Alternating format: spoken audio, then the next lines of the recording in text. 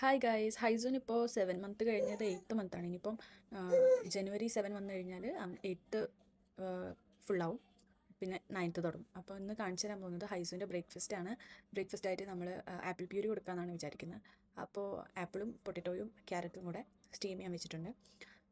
ഓരോ ദിവസം ഓരോ ഫുഡാണ് കൊടുക്കുക.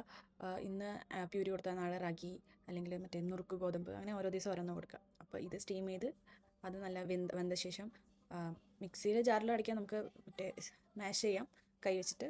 പക്ഷേ ഞാൻ മിക്സിൻ്റെ ജാറിൽ കൊടുത്തു. അവന് ഇഷ്ടമാണ്, പക്ഷേ എല്ലാ ഫുഡും ഒരു 4-5 വായ കഴിച്ച് കഴിഞ്ഞാൽ പിന്നെ നിർത്തും.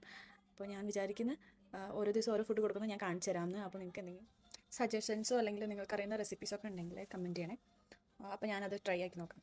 അവൻ എല്ലാ ഫുഡും ഫസ്റ്റത്തെ ഒരു 4 വായ കഴിച്ച് കഴിഞ്ഞാൽ പിന്നെ അവനക്ക് മതിയാവും. എല്ലാ മക്കളും അങ്ങനെ ആയിരിക്കും അല്ലേ? അപ്പോൾ നിങ്ങളുടെ റെസിപ്പീസൊക്കെ കമൻറ്റ് ചെയ്യുക, ഞാൻ ട്രൈ ചെയ്ത് നോക്കുന്നുണ്ട്. അപ്പോൾ ബൈ ബൈ.